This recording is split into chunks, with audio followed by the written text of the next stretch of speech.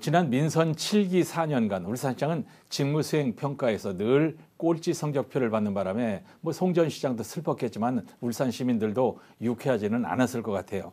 그런데 이번 민선 8기 들어서 나온 첫 여론조사에서는 김두겸 시장이 놀랍게도 특광역시장 부분 1위를 차지했습니다. 물론 여러 이유가 있겠습니다만 그린벨트 해제와 관련된 광폭의 행보가 시민들의 호응을 이끌어낸 것으로 분석이 되고 있습니다. 김영환 팀장과 이 얘기 좀 나눠보겠습니다. 김 팀장, 네. 직무수행 평가 김두겸 시장이 광주시장과 홍준표 대구시장까지 제치고 1위를 해서 빈집에 황소 들어온 것처럼 놀랍습니다. 네, 여론조사 기관인 리얼미터가 민선 8기 광역단체장들에 대한 7월 직무수행 평가 조사 결과를 발표했는데요. 예. 김두겸 울산시장이 특광역시 부문 1위를 차지했습니다. 김 시장은 잘한다는 평가가 59.8%로 나타났고요. 예. 이어서 강기정 강주시장과 대구 홍준표 시장 순으로 나타났습니다. 예, 1위는 특광역시장 8명 가운데 1위였지만은 그 자체도 대단한데 17개 시도 다 합해서는 몇 등인가요?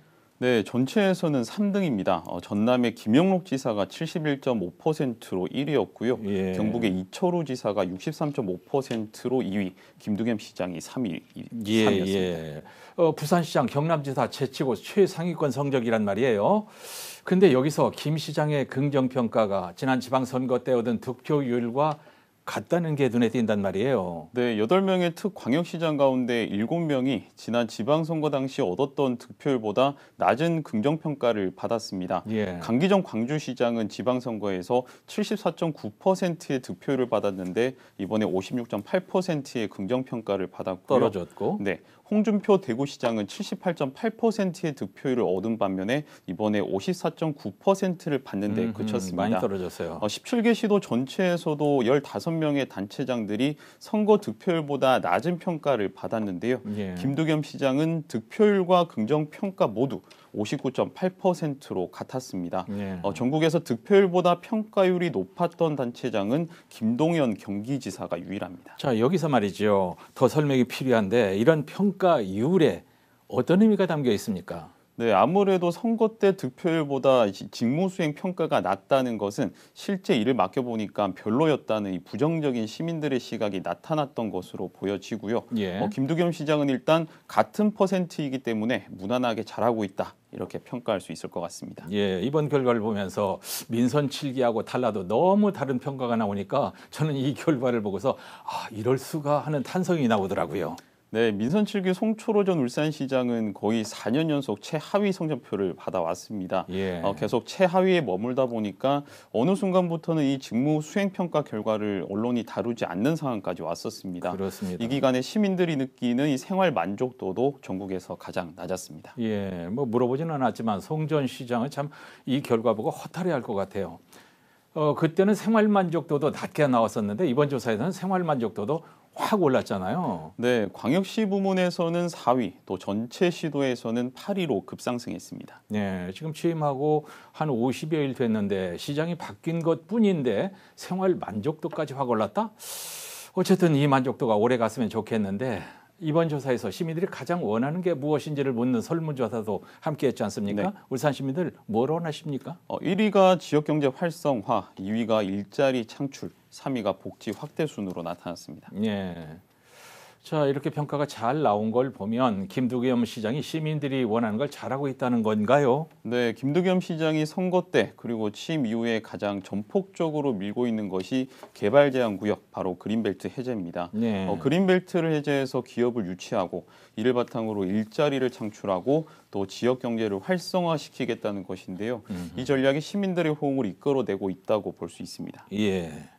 자, 말이 나온 김에 그린벨트 조금 짚어보겠습니다. 울산에서 그린벨트 해제가 왜 이렇게 중요한 이슈가 되고 있죠? 네, 2000년대 초반에 중소도시권 7개 권역은 개발 제한 구역이 전면 해제가 됐습니다. 네. 하지만 대도시권은 존치와 함께 해제 가능 총량이 부여가 됐는데요. 울산은 1997년에 광역시로 승격하면서 대도시권으로 분류가 됐고 개발 제한 구역이 유지가 되고 있습니다. 예, 면적이 얼마나 되는데요? 울산 전체 면적이 25.4%인 268.7 제곱킬로미터 정도 됩니다. 예. 이제 조금 전에 해제 가능 총량이 있다고 했는데 울산은 얼마나 남아 있습니까? 네, 울산에 부여된 해제 가능 총량은 38.1제곱킬로미터고요.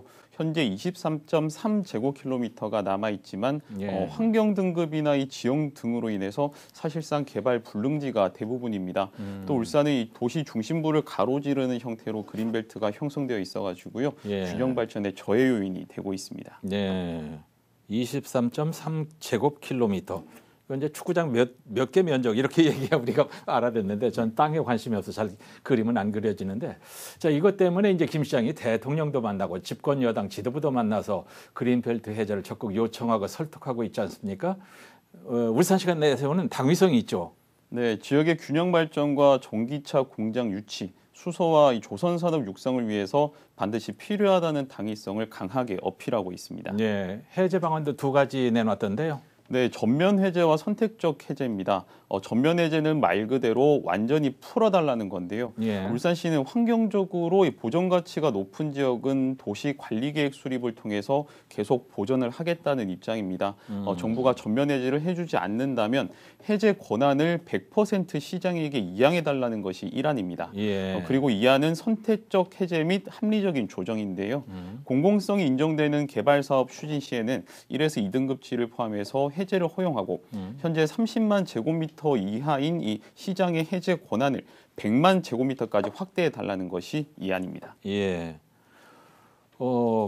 최근에 국토교통부도 그린벨트 해제와 관련해서 울산을 방문하는 것을 보면서 그린벨트 해제가 실현될 것 같은 기대감이 커지고 있습니다. 김두겸 시장이 취임 후에 첫 성적표는 아주 잘 받았어요. 이 성적을 계속 유지하는 것이 관건입니다. 초심을 잃지 않고 시민 기대에 부응한 행정을 계속하면 됩니다.